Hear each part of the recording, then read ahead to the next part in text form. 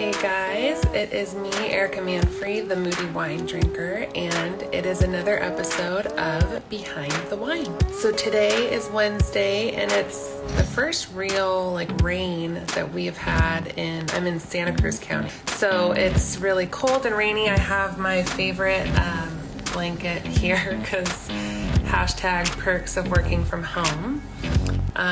And I was on the roof earlier today because I woke up and there was a leak in the bathroom through the vent. So I was feeling pretty hardcore about that.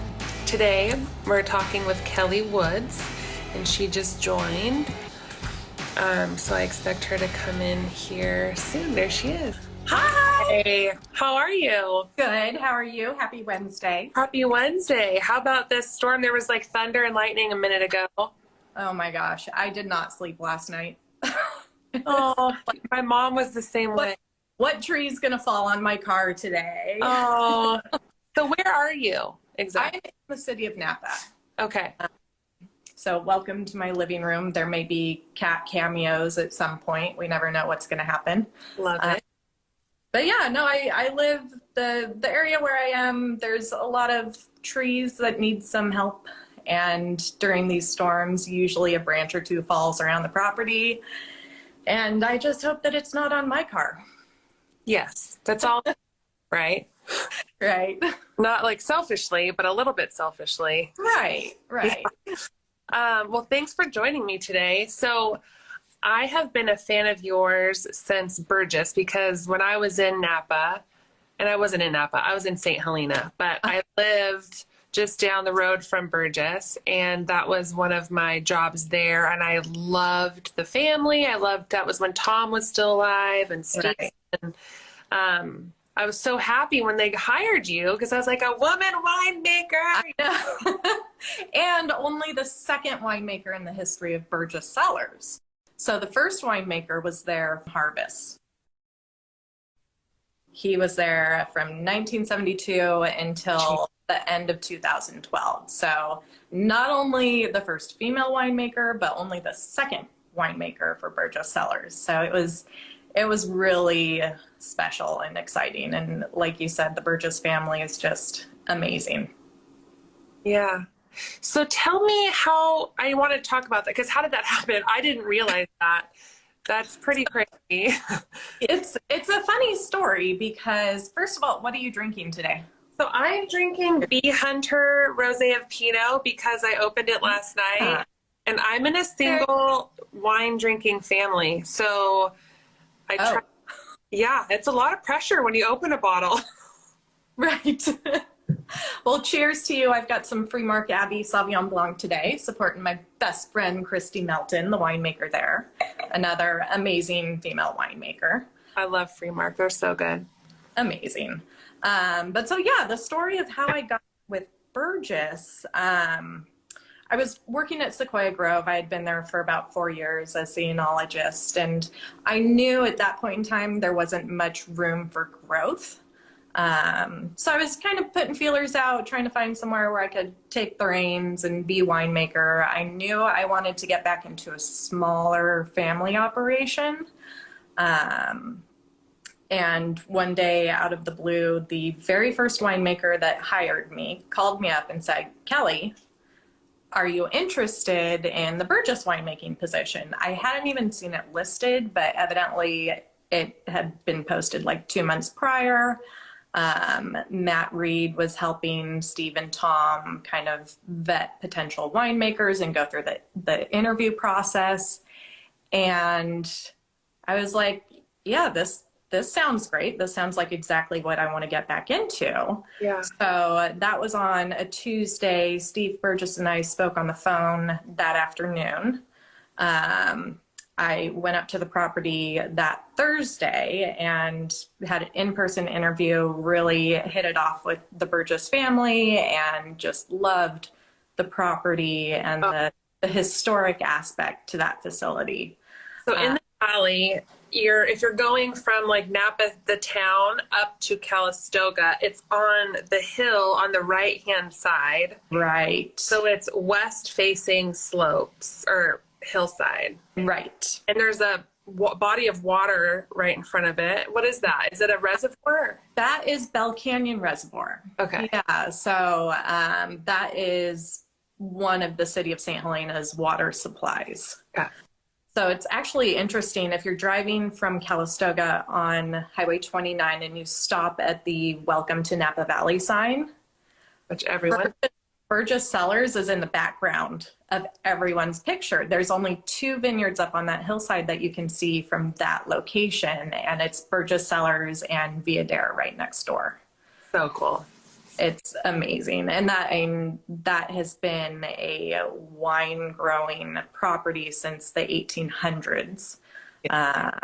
Just Easy to fall in love with, right? I mean, you have that interview and you're like, sold. Right, exactly. And I'm like, oh my gosh, it's family. They're awesome. You know, they're really supportive of kind of the evolution of Burgess Cellars, because it was slightly stuck in the 70s, early 80s. Yeah. And there was some work that needed to be done, not just quality wise, but around the facility. You know, we did major repairs just every year, you know, replacing the old glycol chiller that anytime I turned it on, it would drain the power out of the entire property. So it's like, this is not efficient. Yeah. But yeah. So you fell in love, and how long were you there before they sold and that whole deal?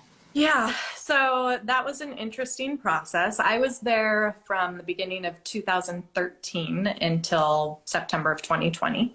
And it was always something that Steve Burgess and Jim Burgess and I kind of knew at some point they were ready to get out of the wine industry. Their children weren't super interested in carrying on the family business. And so, you know, it was the right time. And I was involved in the sale the entire time. That's nice. You weren't blindsided. I wasn't blindsided. The rest of my employees were. So that was really a tough situation to be in. Me knowing that, okay, at some point we're all out of a job. Yeah. You know? Well, that's just part of management, right? I mean, anytime you're above like a salary, it's called a salaried position sometimes it's management, whatever, depending on the business. Right.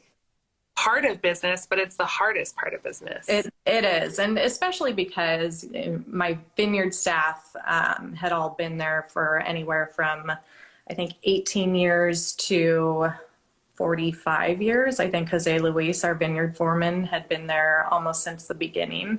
My cellar staff had been there for 30 and 36 years. So, you know, they taught the Burgess kids how to drive. They taught Steve and Jim Burgess how to drive. And so, yeah. You know, it really was a whole family operation. And I was fortunate when I started that everyone just embraced me as part of the family. They knew someone new was coming in and might shake things up. And when I was hired, I was 29 years old, and, you know, this Spitfire female winemaker that was just shaking things up, and they really embraced it. And that was great. So we're going to go back now. I want to start at the beginning. Very beginning. So I featured you on my often neglected blog, and and I didn't realize that you started your little wine journey, not little, but your wine journey in Santa Maria, which is where you're from, which is a wine growing region. So I want to hear all about that and how you got to Napa. Right. So growing up amongst vines, I never even considered that as a career opportunity. My family wasn't in the wine industry. Friends weren't in the wine industry, but we always went out to tasting rooms on Mother's Day, Father's Day, a bright sunny day. You know, it was always just a fun activity for all of us to do. And my parents were super excited when I got my driver's license, because then I could chauffeur them around. My daughter's 5, but I'm like 11 years. Yeah. But, you know, I was always sticking my nose in a glass of wine and just smelling it. And I just remember, oh my gosh, the wine is so aromatic and diverse, and you stick your nose in at the beginning when it's first poured and you get one set of aromas, and then you go back to it after it's sat and there's another set of aromas. And it was fascinating to me. But again, never considered that for a career. I wanted to become a veterinarian, and I knew that UC Davis, exactly. I knew UC Davis had the best vet school. So I was determined, I think when I was 9 or 10 years old, I was like, all right, I'm going to Davis, period. That's my college. That's where I'm going. And then in high school, I was working in a veterinary clinic my junior and senior year and realized that I don't want to do that. I loved working with the animals and even the hard times, but I was working with a few different veterinarians, and one of them was getting close to retirement, and she still had student loans that she hadn't paid off. And I was like, I'm not doing that. Nope. I have to put myself through college. Yeah. So I am not going to stick myself with hundreds of thousands of dollars in student loans. Well, and my whole thing was I had wanted to be a vet since I was 5, but I never once considered the business aspect of it. Right. I would have been that freak with like 3,500 animals because the owner can't keep them, and like I'm not going to put them down. So yeah, not gonna lie, everyone that worked in that clinic took home at least 2 pets for that very reason. It was owner surrenders. You know, they couldn't afford the surgery to fix the broken leg or whatnot. They always had a couple office cats that were owner surrenders, or a couple dogs. And I actually, the clinic called me when I was in college, and they were like, hey, we've got this special needs cat that someone found on the side of the road and paid to get it cleaned up, and they don't want it. So do you want it? Yes. Yeah, of course. Yeah. I'll come down this weekend and pick him up. And he's a cute little Persian, and they think he was attacked by a coyote or something. It was in a rural area, and you know, the Good Samaritan paid for him to get all cleaned up and just said, find him a good home. So yes, you do end up taking a lot of animals. It's part of the job, I think. So you go to Davis pre-vet, or you made it there? No. Okay. So I didn't even, once I realized that I did not want to go into the veterinary program, I had to choose something else. College applications were due, and at that point you couldn't go in undecided. So I had to check out. And I was at a barbecue at a friend's house, and friends of theirs, I was sitting down chatting with them, and I'm like, I don't know what I'm gonna do. I know I want to go to UC Davis, like that's my number one choice, but I don't know what to pick. Right. And Chip said, hey, I hear they have a good winemaking program. Why don't you just do that? And I said, okay. And so I checked the box, had no idea how much chemistry, biochemistry, physics, terrible classes were involved in this. But I am so stubborn that, you know, once I set my mind to it, this is what I'm doing. And I finally started getting into the core classes and just fell in love. Yeah. You know, we got to work in the vineyards. At that point, when I was there, we were still working in the old teaching winery, which, you know, none of our experiments worked the way we wanted them to because it was such an old facility and everything got cross-contaminated. It's a real control element. Right. Yeah. But it was great for, you know, problem solving. It very much like real world industry situation. Yeah. So I put myself through school. I made it out in 4 years and got a job as a harvest intern at CB Vineyard out here in St. Helena. And that was it. I fell in love with it. It's so much hard work and, you know, just a lot of cleaning everyone thinks winemaking is so romantic and you're stomping grapes with your feet and having these long picnic lunches, and that is nowhere near the truth. No. I'm just going to tell everyone here, it's not romantic at all. You end up getting sprayed with wine, your hands start cracking from all the tannins, and you're constantly in caustic and acid and cleaning and scrubbing. And but at the end of the day, you have an amazing product, and it's totally worth it. So the part that you fell in love with then, was it the end result? Was it the wine, or was it the process, or was it just the control elements, like the science part? Or I love the fact that it's a blend of science and art. So I think that's really where I fell in love with it. And I do like doing that hard work and going out into the vineyards. I mean, I love that early morning vineyard walk where you see the fog lift and the sun comes out and it's peaceful and quiet. And, you know, sometimes a coyote runs in front of you. Hopefully the bear has already gone back to her den by that point. And, you know, it's so amazing. I grew up with apple orchards, and we did our morning walks in the apple orchards with the dogs as kids. And so I definitely resonate with that vineyard moment, because I totally feel like at home in a vineyard. And I mean, turkeys are horrible for a vineyard, but they're present. They're there. Yeah. And as long as the tom is not there, I will go buy them. If I see the tom, I am turning around and going back the way I came. Yeah. Unless you've been chased by a turkey, you don't really get it. And they're fast. They're real fast. Yeah. And then you are also a big food person. Like, you make some of the I mean, you don't post a lot on social, but when you do, I'm like, okay, why are we so far away? I know.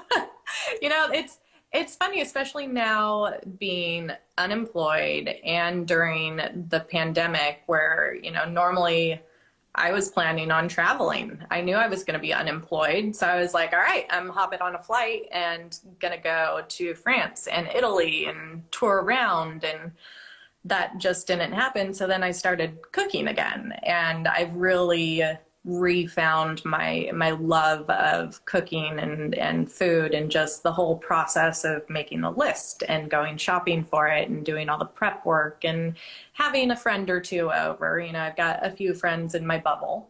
Yeah. But yeah, it's fun, and it's great to try to pair wines, but I also don't get too serious into it. You know, I like to drink what I like to drink, and if the wine goes well with the food, cool. If not, I'm still going to drink it. I love that. It gets so stuck on like rules, and I don't like rules. I actually just talked about that last night. Like, there's different philosophies, and it's kind of dependent on my mood, like hence moody wine. But no, that's awesome. You just like wine and you like food, and so they just happen to go together. Right. And I've been very delightfully surprised with how all the restaurants up here have made takeout possible. You know, I love going out to restaurants. I love supporting our local industry here. And I was really bummed when, you know, my favorite restaurant, Torque, was shut down, and Chef figured out how to do takeout a few weeks into all of the shutdowns. And at that point I was like, all right, once a week I'm getting takeout from you guys, because I don't want you to go away. Like, once everything opens up again, I want you guys to still be here. And it's been great that a lot of the restaurants have been able to make that adjustment, because in the past, you know, I don't want to call it snooty, but, you know, occasionally I would want just to go pick up food from my favorite restaurant, from Zuzu, and they would say, oh no, we don't do takeout because, you know, it's all about the plating. Yeah. And it's like, well, yeah, I get it, but now you've realized that you can't take out. So let's just keep this going. But why is it about the plating? Isn't it about the food? I mean, I guess I want you to have certain bites together and stuff, but yeah. I don't know. But so you've been in Napa since you graduated, so since you were what, 22? Yeah. So I was barely at legal drinking age when I started making wine. Yeah. And so, yeah, I was 22. It was 2006. I moved out here not really knowing anyone. I ended up renting a room out at Trace Saboris with Julie Johnson and John Ingelskarter. So they were kind of like my Napa parents, and I still call them my Napa mom and dad. And that was a great experience living out there for that first harvest. And I've lived all over the valley: Calistoga, Yountville, Rutherford, St. Helena, now Napa. And the evolution that this valley has gone through is incredible. I remember when I first moved out here, the city of Napa is where you filled up your gas tank and then you kept going north. Oh, yeah. I mean, I was astounded when I worked in St. Helena, and then I came back like 10 years later. It was just last September, no, the September before, and I was just like, I was mind blown. Right. Everything looks different. There's these gorgeous, like, fancy hotels, the restaurant. Right. It was great. I was shocked. It reminded me of like Disneyland, but a wine version. Right. Adults. Right. And it's a literal destination now. People come to the valley not just to go up to Yountville, but to actually come to Napa. You can go to tasting rooms in Napa. There's great restaurants. There's wine bars. There's the Uptown Theater. There's the Blue Note. There's just so much to do now, which is very exciting to be a part of that evolution and to see that actually happen. It's pretty cool.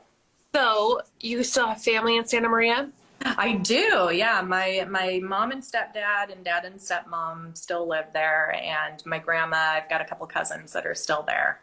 I moved out right after high school, and my brother also moved out right after high school. So we were the ones that like got out as fast as we could. And I knew that if I stuck around Santa Maria, I probably never would have left. Yeah.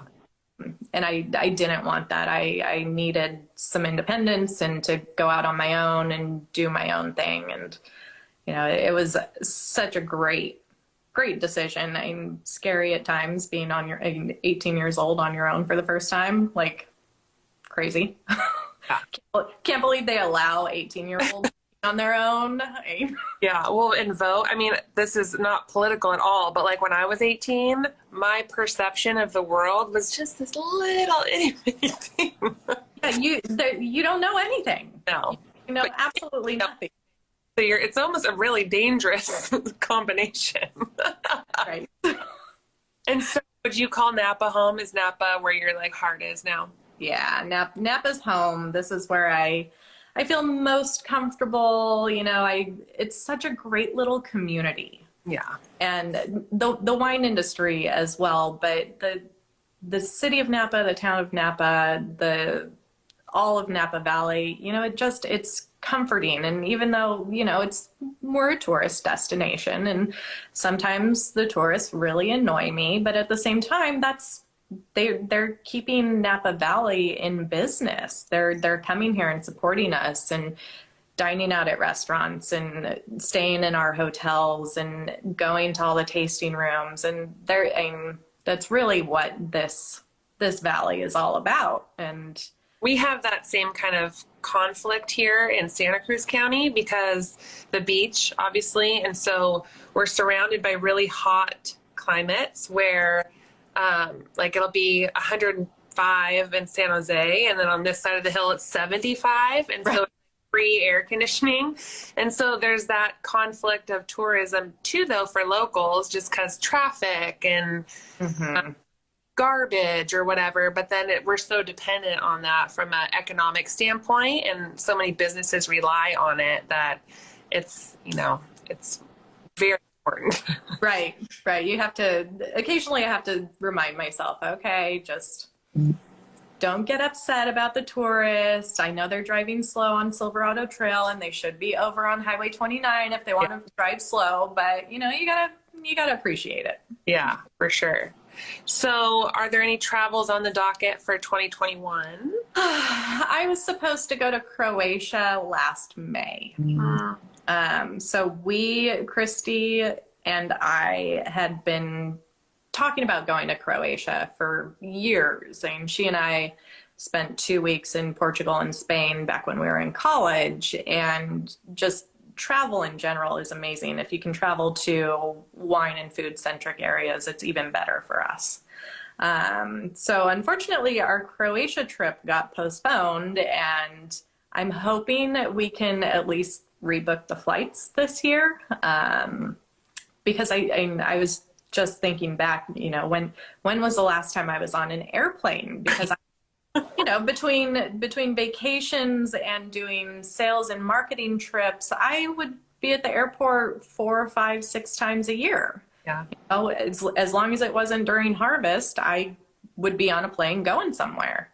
And I realized that I got back from Hawaii on March 2nd of last year, and then everything shut down. So I'm a little antsy. Like I just need to get on an airplane, but I don't want to get on an airplane right now. I don't. If I could have a private jet and just like do the takeoff and landing, maybe give me a drink, I'm good. Yeah. Like, I don't even have to go anywhere, just the process. Yeah. We were supposed to go to Italy for 3 weeks. We had like a test in Greve. So we had a villa booked, my side of the family. We're all going to go in September, and then all this happened. So we were able to postpone to this September. And so I'm going to think really positively that we're going to get to go. I'm going to think positively for you as well. I think that will be something that's going to happen. Yeah, I hope so. Yeah. So cooking, obviously, on unemployment's cool and all, but like what's on the docket? Do you have any like goals or aspirations for like professionally for this year? Right. So I have my hands in a few things right now. Nothing that I can really discuss just yet. It's always the thing. Once you tell someone else what you're thinking about doing, like they go and do it, or someone else does it. And so it's, I'm working on a few things. I would really love to somehow continue to work with the Burgess family, even though they're not winery owners anymore. They're just such great people. So I would like to kind of continue to do something with them if we can. But also I'm a winemaker, so I just love making wine. I want to continue making amazing Napa Valley Cabernets, and I don't know exactly where I will end up, but you'll hear about it. So are you looking? Should we tell all our friends? What was that?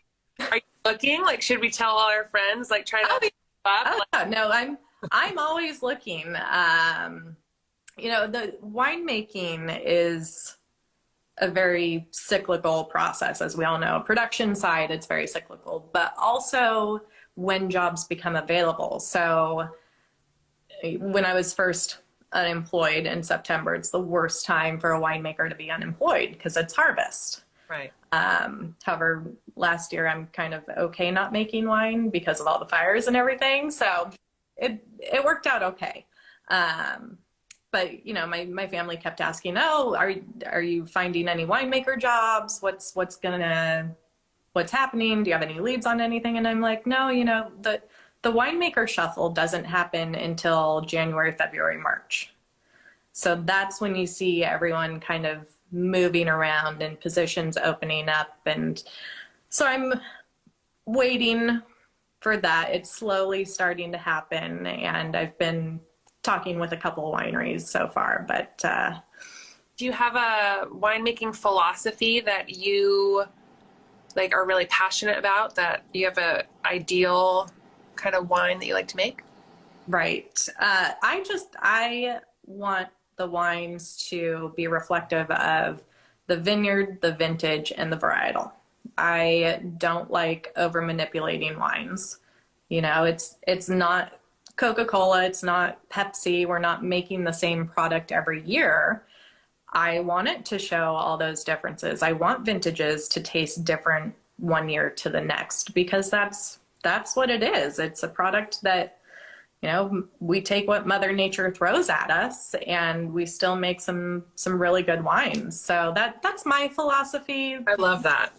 You know, it's like terroir driven, right? Like right. a rockier, hotter climate, a rocky soil, hot climate, or cool mornings, cool evenings, but warm days. Those are going to all impact the fruit. So letting that speak for itself is awesome. Right. So that's my philosophy. You know, I know a lot of winemakers are along the same lines. I don't think anyone's going to say, "Oh, I want it to taste the same every single year." But I think probably right. Like the groceries, more like grocery store. Yeah. Clientele wants to be able to grab that bottle and taste that same flavor Right. year after year. But no, I agree. And I think especially like the people that are the art and science people, I mean, the science part of your brain, you can manipulate that wine to taste pretty darn similar year after year. But the art part of you is like, well, but I want it to like speak for itself. Right, exactly. That's not what I want to do. Like I can, but I don't want to. But if whoever I'm working for tells me I have to, then I will bite my tongue and begrudgingly do it while I'm looking for another job. No, I get it. That's awesome. I like that a lot. Well, I hope that you'll keep me posted on things that are to come so I can continue to follow your career. It's just been such a fun thing for me, and connection up there in the valley. I know I've got a few connections left, and I'm glad to have met you. And when things open back up, I definitely want to meet you in person. We can go to tour. Yeah, definitely. They're opening up their patio on Friday. So I'm like, oh man, do I make a reservation? Is it going to be raining? I don't care. It's a covered patio. There's heaters. You may find me at Torque this Friday. Wait, see the reel I'm going to post today. You're going to cry. Awesome. About that. Yeah. Awesome. Well, this has been so wonderful. I'm so glad that you reached out to me, and you know, definitely when things open up and the weather's nicer, let's get together for a glass of wine. Hell yes. Yep. Well, cheers to you, and I look forward to next steps. All right. Thanks. See ya.